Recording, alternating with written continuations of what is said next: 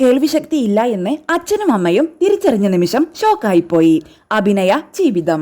മികച്ച തിരക്കഥാകൃത്തിനുള്ള തമിഴ്നാട് സംസ്ഥാന ചലച്ചിത്ര പുരസ്കാരം നേടിയ സമുദ്രകനി തന്റെ ആദ്യ ചിത്രമായ നാടോടികളുമായി ബന്ധപ്പെട്ടു പത്രസമ്മേളനം നടത്തി.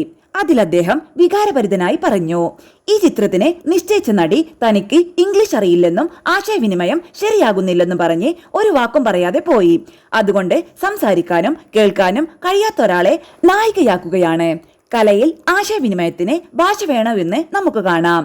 നാടോടികൾ വമ്പൻ ഹിറ്റായി. അഭിനയയുടെ അഭിനയം ഏറെ പ്രശംസിക്കപ്പെട്ടു. 2 ഫിലിം ഫെയർ അവാർഡുകളും ഹോളിവുഡ് സിനിമയും അഭിനയെ തേടി വന്നു. ഇപ്പോൾ ജോജു ജോർജ് രചനയും സംവിധാനം ചെയ്യുന്ന പണി എന്ന ചിത്രത്തിലൂടെ മലയാളത്തിലും ശ്രദ്ധിക്കപ്പെട്ടു.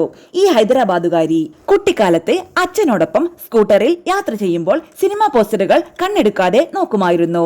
ഐശ്വര്യ റായിയെയൊക്കെ പോസ്റ്ററിൽ കാണുമ്പോൾ അതുപോലെയാകണം എനിക്കും എന്ന് അച്ഛനോട് പറയുമായിരുന്നു. അഭിനേതാവ് കൂടിയായ അച്ഛനും എന്നെ സിനിമാ നടി ആയി കാണാനായിരുന്നു ആഗ്രഹം. അച്ഛന്റെയും അമ്മയുടെയും 3ാമത്തെ കുട്ടിയാണ് ഞാൻ.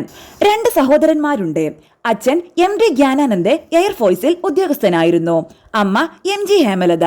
മൂത്ത ചേട്ടൻ സായ് സുന്ദൻ ഹൈദരാബാദിൽ ഡെലോയിറ്റിൽ ജോലി ചെയ്യുന്നു. ഇളയ ചേട്ടൻ ധർമാനന്ദ് ബിസിനസ് ചെയ്യുന്നു. അച്ഛനും അമ്മയും ആദ്യമൊന്നും തിരിച്ചറിഞ്ഞില്ല എനിക്ക് കേൾവിശക്തിയില്ല എന്ന്. വിളിക്കുമ്പോൾ തിരിഞ്ഞു നോക്കുന്നില്ല, വലിയ ശബ്ദങ്ങൾ കേട്ടാൽ പോലും ഒരു പ്രതികരണവുമില്ല എന്നെല്ലാം കണ്ടതോടെയാണ് കേൾവിശക്തി പരിശോധിക്കുന്നത്. കേൾവിയില്ല എന്നത് അവർക്കൊരു ഷോക്കായിരുന്നു. എങ്കിലും എന്നെ സിനിമാ നടിയാക്കുക എന്ന മോഹം അച്ഛൻ ഉപേക്ഷിച്ചില്ല. ഞാനും അത് വിടാൻ തയ്യാറായിരുന്നില്ല. കേൾക്കാനും മിണ്ടാനും കഴിയാത്ത മകളെ സിനിമാ നടിയാക്കാൻ മോഹിക്കുന്ന അച്ഛനെ പലരും പരിഹസിക്കുമായിരുന്നു. അച്ഛനും അമ്മയും തമിഴും തെലുങ്കും സംസാരിക്കുന്നത് കണ്ടാണ് ഞാൻ ആ ഭാഷകൾ ചുണ്ടിൽ വരുത്താൻ പഠിച്ചത്. ഏതു ഭാഷയും പഠിച്ചെടുക്കാനും ചുണ്ടനക്കാനും എനിക്ക് സാധിക്കും. കോക്ലിയർ ഇംപ്ലാന്റ് ചെയ്തത് അല്പം വൈകി. 12 വയസ്സിലാണ്. ഇംപ്ലാന്റ് ഞാൻ സ്ഥിരമായി ഉപയോഗിക്കാറില്ല.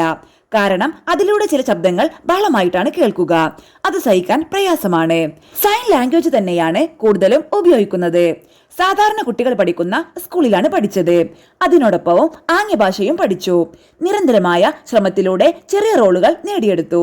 ആദ്യ സിനിമയിൽ ഓഡിഷനിലൂടെയാണ് സെലക്ട് ആയത്. സിനിമകളിൽ കേൾവിശക്തി ഇല്ലാത്തവരും മിണ്ടാത്തവരുമായ വ്യക്തികളെ വളരെ വികലമായും കളിയാക്കിയും മറ്റുമാണ് ചിത്രീകരിക്കാറ്. അവർ യഥാർത്ഥ ജീവിതത്തിൽ ഗോഷ്ഠി കാണിക്കുന്നവരല്ല. നിങ്ങൾ ഓരോരുത്തരെയും പോലെ സുന്ദരമായി പെരുമാറാൻ അവർക്ക് കഴിയും. അത് ബോധ്യപ്പെടുത്തണം എന്നെനിക്ക് ആഗ്രഹമുണ്ടായിരുന്നു. ആ ലക്ഷ്യമാണ് സിനിമയിൽ ഇടം നേടിയതിലൂടെ ഞാൻ നേടിയെടുത്തത്. കേൾവിശക്തിയും സംസാരശേഷിയും ഉള്ളവർ ചെയ്യുന്ന ഏത് കഥാപാത്രവും ചെയ്യാൻ സാധിക്കുമെന്നെനിക്ക് തെളിയിക്കണമായിരുന്നു. മലയാളിയായ പരസ്യചിത്ര സംവിധായകൻ സ്ലീബ വർഗീസാണ് സമുദ്രകനി സാറിന് എന്റെ ചിത്രം നൽകുന്നതും നാടോടികളിൽ ഞാൻ നായികയാകുന്നതും. അത് മികച്ച വിജയം നേടിയതോടെ നിറയെ അവസരങ്ങൾ വന്നു. തമിഴ്, തെലുങ്ക്, കന്നഡ ഭാഷകളിൽ നിന്ന്. 1 ഫിഗർ എന്ന ഹോളിവുഡ് സിനിമയിലും അഭിനയിക്കാൻ കഴിഞ്ഞു. അംഗപരിമിതിയുള്ള 3 കഥാപാത്രങ്ങളിൽ ഒരാളായിരുന്നു. മലയാളത്തിൽ റിപ്പോർട്ടർ എന്ന ചിത്രമാണ് ആദ്യം ചെയ്തത്. പിന്നീട് ഐസക് ന്യൂട്ടൻ, 1/2 എന്നീ ചിത്രങ്ങളും. 4ാമത്തെ മലയാളം സിനിമയാണ് പണി. ആദ്യത്തെ സിനിമകളിൽ എക്സ്പ്രഷൻസ് കൂടുതലായി ചെയ്തിട്ടുണ്ട്.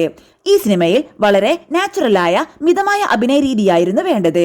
അത് വ്യത്യസ്തമായൊരു ലേണിംഗ് പ്രോസസ്സായി. ഇൻസ്റ്റഗ്രാമിൽ ഞാനും അമ്മയും ചേർന്നുള്ള നാടൻ ലുക്കിലുള്ള ഫോട്ടോ കണ്ടിട്ടാണ് സംവിധായകൻ ജോജു സാർ വിളിക്കുന്നത്. മാർക്ക് ആന്റണി എന്ന തമിഴ് മൂവിയും അദ്ദേഹം കണ്ടിട്ടുണ്ടായിരുന്നു. ചെന്നൈയിൽ വന്ന് എന്നെ കാണുകയും സ്ക്രിപ്റ്റ് കേൾപ്പിക്കുകയും ചെയ്തു. അപ്പോൾ തന്നെ എനിക്ക് പ്രോജക്റ്റ് വളരെ ഇഷ്ടപ്പെട്ടു. 3 വർഷം മുൻപ് ജോജു സാർ ധനുഷിനൊപ്പം ചെയ്ത ജഗമേ തന്തിരം എന്ന ചിത്രമാണ് ആദ്യമായി കണ്ടത്. അദ്ദേഹത്തിന്റെ നാച്ചുറൽ ആക്ടിംഗ് എനിക്ക് വളരെ ഇഷ്ടമാണ്. ജോജു സാർ ഇപ്പോൾ എനിക്ക് കുടുംബാംഗത്തെ പോലെയാണ്. പണിയിലെ സംഭാഷണങ്ങൾ നന്നായി പറയാൻ സഹായിച്ച അസിസ്റ്റന്റ് ഡയറക്ടേഴ്സിനോടും വളരെയധികം നന്ദിയുണ്ട്. നല്ലൊരു ടീമിനൊപ്പം ജോലി ചെയ്യാൻ കഴിഞ്ഞതിൽ സന്തോഷം. അമ്മയായിരുന്നു എല്ലാം. തമിഴ്, തെലുങ്ക് സ്ക്രിപ്റ്റുകൾ അമ്മയാണ് എനിക്ക് പറഞ്ഞു തരാറുള്ളത്. അറിയാത്ത ഭാഷ ഇംഗ്ലീഷിൽ എഴുതിയ ശേഷമാണ് പഠിക്കുന്നത്. 3 മാസം മുൻപ് അമ്മ എന്നെ വിട്ടുപോയി. പ്രത്യേകിച്ച് അസുഖങ്ങളൊന്നും ഉണ്ടായിരുന്നില്ല. അമ്മയും സുഹൃത്തും സാധനങ്ങൾ വാങ്ങുന്നതിനായി പുറത്തു പോയ ശേഷം ഓട്ടോറിക്ഷയിൽ വീട്ടിലേക്ക് വരികയായിരുന്നു. ഏറെ നേരമായിട്ടും എത്താതായപ്പോൾ ഞങ്ങൾ വിളിച്ചെങ്കിലും കിട്ടിയില്ല. സംസാരിച്ചിരിക്കെ തളർച്ചയോടെ ഓട്ടോയിലേക്ക് തലചാരി. ഉടൻ സുഹൃത്തെ ആശുപത്രിയിൽ എത്തിച്ചെങ്കിലും രക്ഷിക്കാനായില്ല. അമ്മ പകർന്നു തന്ന ധൈര്യമാണ് ഈ സാഹചര്യത്തെയും നേരിടാൻ എന്നെ സഹായിക്കുന്നത്. അമ്മയായിരുന്നു എന്റെ ശക്തി. ഇപ്പോഴും അമ്മ തന്നെ.